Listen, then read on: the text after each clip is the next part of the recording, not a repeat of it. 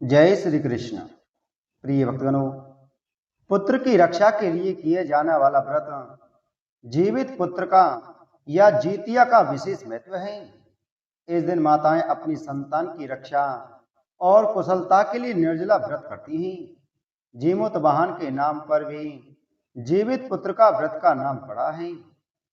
प्रिय भक्तगणों, आइए जानते हैं कि जीवित महान कौन है और उनकी कथा क्या है। गंधर्वों के राजकुमार का नाम जीमुत वाहन था। वे बड़े उदार और परोपकारी थे। जीमुत वाहन के पिता ने वृद्धावस्था में वानप्रस्थ आश्रम में जाते समय इनको राज सिंहासन पर बैठाया, किंतु इनका मन राजपाट में नहीं लगता था। वह राज्य का भार अपने भाइयों पर छोड़कर स्वयं वन में पिता की सेवा करने चले गई। वहीं पर उनका माल्यवती नामक राज्य कन्या से विवाह हो गया। एक दिन जब वन में भ्रमण करते हुए जीमूत वाहन काफी आगे चले गए, तब उन्हें एक वृद्धा विलाप करते हुए दिखी। इनके पूछने पर वृद्धा ने रोते हुए बताया, मैं नागवंशी स्त्री हूं और मुझे एक ही पुत्र है। पक्षी राज गरुड़ के समक्ष नागों ने उन्हें प्रतिदिन भक्षण हेतु एक नाग सौंपने की प्रतिज्ञा की हुई है। आज मेरे पुत्र शंखचूर्ण की बलि का दिन है। जीमूत वाहन ने वृद्धा को आश्वस्त करते हुए कहा, डरो मत, मैं तुम्हारे पुत्र के प्राणों की रक्षा करूंगा। आज उसके बदले मैं स्वयं अपने आप को उसके लाल कपड़े में ढककर वध्यशिला पर लेटूंगा। इतना कहकर जीमूत वाहन ने शंखचूर्ण के हाथ से लाल कपड़ा ले लिया और वे उसे लपेटकर खुद को बलि देने के लिए चुनी हुई वध्यशिला पर लेट गई। नियत समय पर गरुड़ बड़े वेग से आए और वह लाल कपड़े में ढके जीमूत वाहन को पंजे में दबोचकर पहाड़ के शिखर पर जाकर बैठ गई।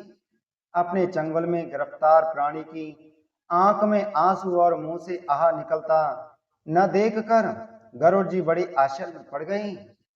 उन्होंने जीमूत वाहन से उनका परिचय पूछा। जीमूत वाहन ने सारा किस्सा सुनाया। गरुड़ जी उनकी बहादुरी और दूसरे की प्राण रक्षा में स्वयं का बलिदान देने की हिम्मत से बहुत प्रभावित हुए। प्रसन्न होकर गरुड़ जी ने उनको जीवन दान दे दिया तथा नागों की बलि न लेने का वरदान भी दे दिया। इस प्रकार जीमूत वाहन के अदम्य साहस से नाग जाति की रक्षा हुई और तब से पुत्र की सुरक्षा हेतु जीमूत वाहन की पूजा की प्रथा शुरू हो गई। आश्विन कृष्ण अष्टमी प्रदोष काल में पुत्रवती महिलाएं जीमूत वाहन की पूजा करती हैं।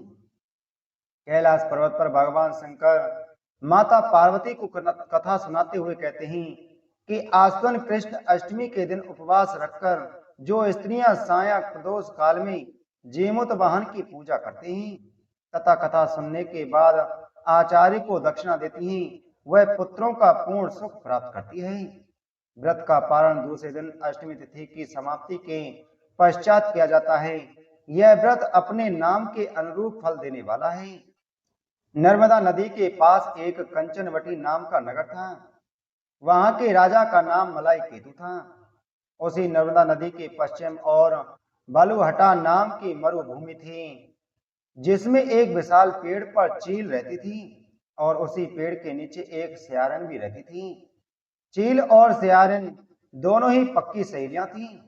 कुछ महिलाओं को जीतिया व्रत करते देख चील और सियारन ने भी यह व्रत करने का संकल्प लिया और दोनों ही भगवान श्री जीमूत वाहन की पूजा और व्रत करने का प्रण ले लिया। जिस दिन दोनों को व्रत रखना था, ठीक उसी दिन शहर के एक बड़े व्यापारी की मृत्यु हो गई और उनका दाह संस्कार वहीं मरुस्थल पर हुआ। मुर्दा देखकर सियारन को भूख लगने लगी और वह खुद को रोक नहीं पाई, जिसके कारण उसका व्रत टूट गया। परंतु चील ने खुद पर संयम रखा और पूरी श्रद्धा और नियम से अपना व्रत पूरा किया और अगले दिन व्रत का पारण भी किया। उसके बाद अगले जन्म में दोनों सहेलियों ने पुत्री के रूप में एक ब्राह्मण परिवार में जन्म लिया। उनके पिता का नाम भास्कर था। चील बड़ी बहन और सियारन छोटी बहन बनी। बड़ी बहन का नाम शीलावती रखा गया और उसकी शादी बुद्धिसेन के साथ हो गई। छोटी बहन का नाम कपूरावती रखा गया और उसकी शादी उस शहर के राजा मलाई केतु से हुई। और छोटी बहन कपूरावती कंचनवटी नगरी की रानी बन गई। अब भगवान जीमूतवाहन के आशीर्वाद से बड़ी बहन शीलावती के 7 पुत्र प्राप्त हुए, लेकिन कपूरावती के बच्चे जन्म लेते ही खत्म हो जाते थे। कुछ सालों बाद शीलावती के 7 पुत्र बड़े हो गए और राजा के दरबार में काम करने लगे। उन्हें देखकर कपूरावती के मन में ईर्ष्या और जलन की भावना उत्पन्न होने लगी। इस ईर्ष्या की भावना में कपूरावती ने राजा से कहकर शीलावती के 7 बेटों के सर कटवा दिए। फिर उन 7 सिरों को 7 बर्तनों में डालकर ढक दिया गया और शीलावती के पास भिजवा दिए गए। यह सब देखकर भगवान जीमूतवाहन ने मिट्टी की सहायता से 7 भाइयों के सर बनाए और सभी सिरों को धड़ से जोड़कर उन पर अमृत छिड़क दिया, जिसके कारण वे 7 भाई फिर से जिंदा हो गए और घर लौट आए। रानी ने जो कटे सिर भिजवाए थे वह सब फूल बन गई। कपूरावती समाचार पाने को बहुत व्याकुल थी, लेकिन जब उसे इस बात का पता चला तो वह अपनी बड़ी बहन के घर गई और वहां सबको जिंदा देखकर आश्चर्य में पड़ गई और बेहोश हो गई। जब कपूरावती होश में आई तो उसने अपनी बड़ी बहन से यह सारी बात बताई और अपनी गलती का पछतावा किया। भगवान जीमूतवाहन की कृपा से बड़ी बहन को पूर्व जन्म की सारी बात याद आ गई और वह अपनी छोटी बहन को उसी पेड़ के नीचे लाकर पूर्व जन्म की सारी बातें सुनाई, जिसे सुनकर कपूरावती फिर बेहोश हो गई और मर गई। जब राजा तक इस बात की सूचना मिली तो उन्होंने उसी जगह पर पेड़ के नीचे कपूरावती का दाह संस्कार किया। 2 बहनें थीं, जिनका नाम था चूलिया और सियरिया। चूलिया बहुत मेहनती थी और गरीब भी थी। वह मजदूरी करके अपने बच्चों को पालती थी, लेकिन सियरिया गलत आचरण वाली थी, जो हमेशा मौज और ऐश करती थी और चूलिया से जलती भी थी। हर वक्त सियरिया यह सोचती थी कि चूलिया इतना खुश कैसे रहती है। चूलिया की हंसी खुशी सियरिया से सहन नहीं हो पाती थी, जिसके कारण सियरिया चूलिया के संतानों को सताने लगी और उसे मारने का प्रयास करने लगी और कई बार चूलिया के बच्चों को खत्म करने की कोशिश भी कर चुकी थी। किंतु चूलिया की तपस्या और व्रत के कारण उसके बच्चे हमेशा सुरक्षित बच जाया करते थे। एक दिन सियरिया चूलिया के सभी बच्चों को लेकर जंगल में लकड़ी चुनने के लिए ले गई। वहां जंगल से लकड़ी को चुनते चुनते बच्चे थक गए और थोड़ी देर के लिए सो गए। बच्चों को सोते देख सियरिया ने सभी बच्चों के सिर काट दिए और टोकरी में रखकर वापस घर आ गई और चूलिया को वह टोकरी भेंट में दे दी और कहा, दीदी मैं जंगल से आपके लिए नारियल लाई हूँ, बच्चों को खिला देना। चूलिया ने उस टोकरी को उठाकर देखा नहीं और किनारे में रख दिया और बच्चे अपने बच्चों की प्रतीक्षा करने लगी। जब शाम से रात हो गई और बच्चे वापस नहीं आए तो वह बहुत परेशान हो गई। बड़े ही करुण स्वर में जोर जोर से रोने लग गई। करुणा भरी स्वर को शंकर पार्वती जी से सुना नहीं गया और उन्होंने महादेव जी से कहा कि हे प्रभु, कोई दुखियारी बहुत रो रही है, उसके रोने में बहुत दर्द छुपा हुआ है, मुझसे बर्दाश्त नहीं हो पा रहा, हमें चलकर देखना चाहिए कि कौन रो रहा है और क्यों रो रहा है। तब इस बात पर महादेव जी ने कहा कि यह मृत्युलोक है और यहाँ पर यह सारी साधारण सी बातें हैं, लेकिन पार्वती जी के हट के कारण उन्होंने महादेव को सामने झुकना ही पड़ा और चूलिया के पास जाकर उसके रोने का कारण पूछने लगी। महादेव जी के पूछने पर चूलिया ने अपने रोने का कारण विस्तार से बता दिया। शंकर जी ने जब ध्यान लगाया तो उन्होंने चूलिया के बच्चों को जंगल में मृत पाया, जिसके बाद शंकर जी ने पार्वती जी को अनुरोध किया और बच्चों को पुनर्जीवित कर दिया। बच्चे नींद से उठकर मौसी को ढूंढ रहे थे, किंतु मौसी वहां नहीं थी। बच्चे डरकर घर आ गए और मौसी के सारे कार्य मां के सामने बता दिए। यह सब सुनकर चूलिया सियरिया के पास जाकर लड़ने लगी कि तुम मेरे बच्चों को जंगल में क्यों अकेला छोड़ आई। दोनों बहनों में लड़ाई शुरू हो गई और यह लड़ाई 7 दिन 7 रात तक चलती रही, किंतु इस लड़ाई का कोई हल नहीं निकला। जिसके बाद दोनों ने उस जंगल में एक तपस्वी को घटना सुनाई। घटना को सुनने के बाद तपस्वी ने दोनों को आदेश दिया कि तुम दोनों जाकर पास में खेल रहे बच्चों को बाल से पकड़कर घसीटते हुए मेरे पास लेकर आओ, उसके बाद मैं निर्णय करूंगा। चूलिया बच्चों की मां थी, उससे बच्चों की पीड़ा देखी ना जा सकी।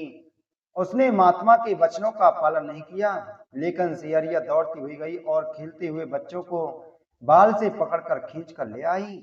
जिसके बाद तपस्वी ने सियरिया को यह श्राप दिया कि हर जन्म में इसी प्रकार तू सदैव जलती रहेगी और दुखी होती रहेगी। जो महिला किसी बच्चे की पीड़ा और माँ की ममता को नहीं जानती, जीवन भर धरती पर दुख भोगने के अलावा और कुछ नहीं कर पाएगी। दो बहनें थीं, एक का नाम था सुखिया और दूसरी का नाम था दुखिया। दोनों का भाग्य उनके नाम जैसा ही था। दुखिया गरीब थी और बहुत दुखी रहती थी। सुखिया अमीर थी और हमेशा सुखी रहती थी। दोनों एक ही गांव में रहती थी। दुखिया सुखिया के घर में काम करती थी, साफ सफाई करती थी, खाना बनाती थी और जो खाना बच जाता था वह खाना सुखिया दुखिया को दे देती थी। इसी तरह दुखिया का घर चलता था।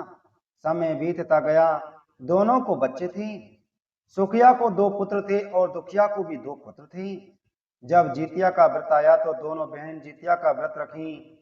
दुखिया सुखिया के घर में काम करती थी। व्रत के दिन दुखिया ने सुखिया के घर जो चावल पकवा फटका, चावल को साफ करना, उससे जो खुर्दी निकला वह अपने लिए रख ली और साफ चावल सुखिया को दे दिया।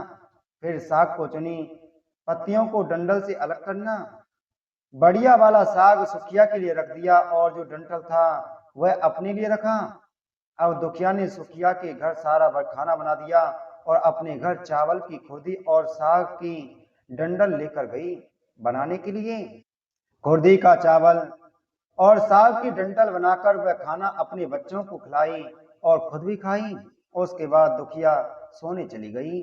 आधी रात में एक बूढ़ी औरत उसके घर पर आकर दरवाजा खटखटाती है तो दुखिया पूछती है कौन है। तब बूढ़ी बोलती है बेटा हम हैं। दुखिया ने उठकर फाटक खोला और पूछती है अम्मा आपको क्या चाहिए, इतनी रात में आप यहाँ किस लिए आई हो। बूढ़ी बोलती है बेटा मुझे बहुत भूख लगी है, कुछ खाने को दे दो। दुखिया उसे घर के अंदर ले आती है और कहती है हम लोग बहुत गरीब हैं, आज मैंने खुर्दी का चावल और साग की डंडल बनाया है, क्या आप खाएंगी। तो बूढ़ी कहती है हाँ क्यों नहीं खाएंगे, हमें बहुत भूख लगी है, हम वही खाएंगे।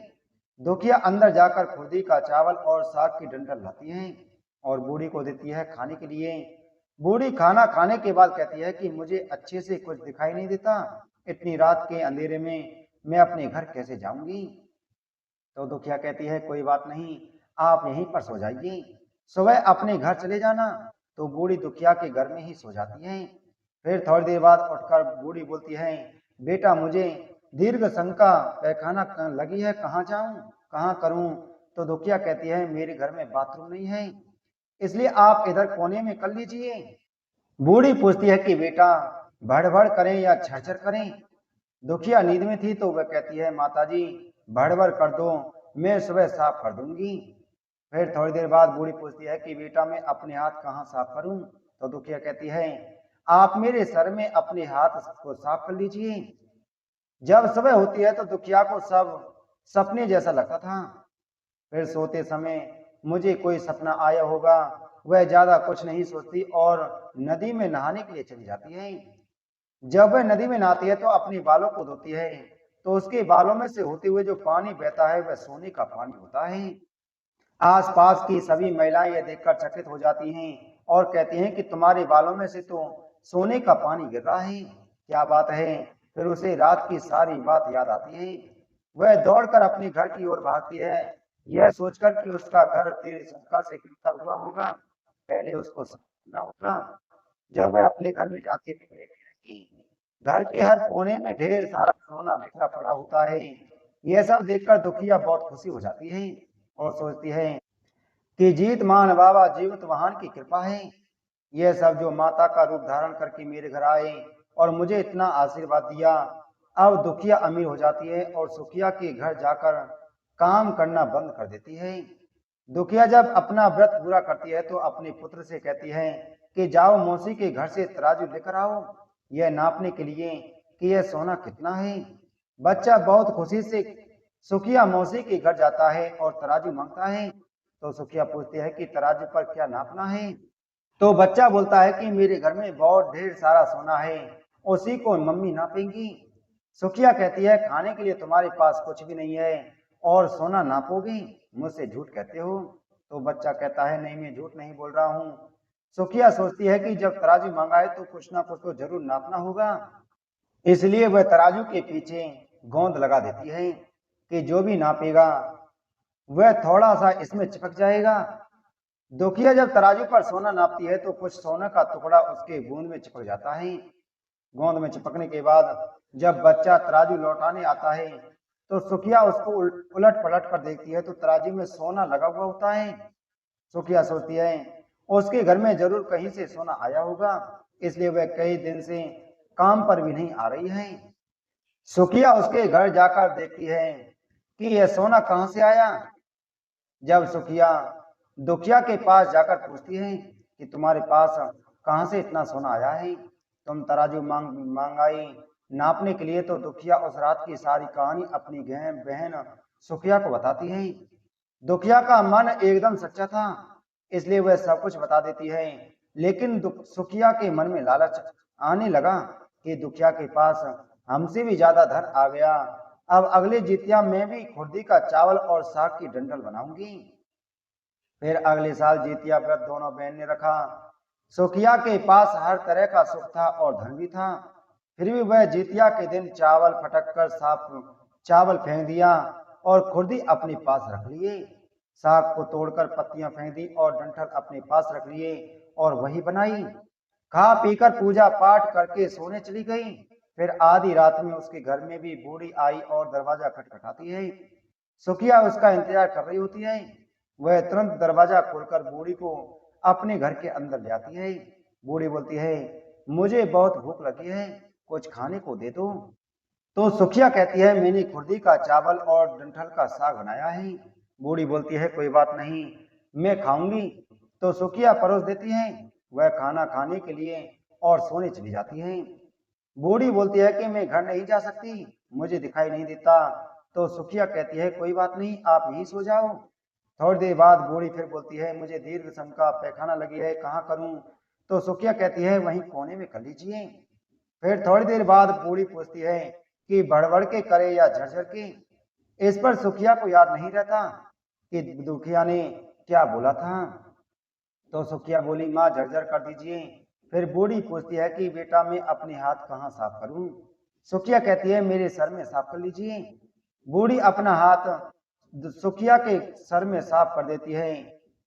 जब सुखिया सुबह उठती है तो उसका पूरा घर गंदा भरा पड़ा होता है और उसके बाल में भी बहुत गंदगी लगी होती है। यह सब देखकर सुखिया बहुत दुखी हो जाती है और उसे बहुत गुस्सा भी आता है। वह अपनी बहन दुखिया को बुलाती है और उसको गुस्सा करती है कि तुमने हमसे झूठ कहा और मेरा पूरा घर गंदा करवा दिया। तो दुखिया पूछती है कि तुमने क्या कहा था, भड़बड़ या झरझर। तो सुखिया कहती है मैंने तो झरझर बोला था। तो दुखिया कहती है यहीं पर तो तुमने गलती करी, और तुम्हारे पास तो सब कुछ था, किसी चीज की भी कमी नहीं थी, फिर भी तुमने लालच किया। मेरे पास तो कुछ भी नहीं था, तुम्हारे पास तो सब कुछ था। तुम्हारे घर जीत मन बाबा जीवित महान भेष बदल कर आए, लेकिन फिर भी तुमने अच्छे से उन्हें खाना नहीं परोसा। मेरे पास तो कुछ भी नहीं था, इसलिए मैंने उन्हें खुर्दी का चावल और साग का डंठल परोसा था। तुमने अपने घर आए भगवान का अपमान किया, सब कुछ रहते हुए भी तुमने साग और भात खिलाया। तुम्हारे पास सब कुछ होते हुए भी तुम्हें लालच नहीं करना चाहिए, इसलिए तुम्हारे साथ बुरा हुआ है। महाभारत के युद्ध में जब अश्वत्थामा अपने पिता की मृत्यु से बहुत दुखी थी और अपने पिता की मृत्यु का बदला लेना चाहते थे, जिसके कारण वह पांडवों के शिविर में घुस गई। शिविर में उस समय 5 लोग सो रहे थे, जिसके कारण अश्वत्थामा ने उनको पांडव समझकर खत्म कर दिया। यह माना गया कि सभी पुत्र द्रौपदी के 5 पुत्र थे। जिसके बाद अर्जुन ने अश्वत्थामा को बंदी बना लिया और उनकी दिव्य मणि भी छीन ली, जिसके कारण अश्वत्थामा ने क्रोध में आकर अभिमन्यु की पत्नी के गर्भ में पल रहे शिशु को भी ब्रह्मास्त्र के जरिए मार डाला। जिसके बाद भगवान श्री कृष्ण ने अपने सारे पुण्य का फल उत्तरा की अजन्मी संतान को दिया और गर्भ में पल रहे शिशु को पुनः जीवित किया। श्री कृष्ण की कृपा से इस पुत्र का नाम जीवित पुत्र का नाम दिया गया। तब से लेकर आज तक संतान की लंबी उम्र के लिए और उनकी मंगल कामना के लिए हर साल माताएं जीतिया व्रत या जीवित पुत्र का व्रत रखती हैं और परंपरा के साथ उन्हें पूरा भी करती हैं। जय श्री कृष्ण। ओम नमः शिवाय।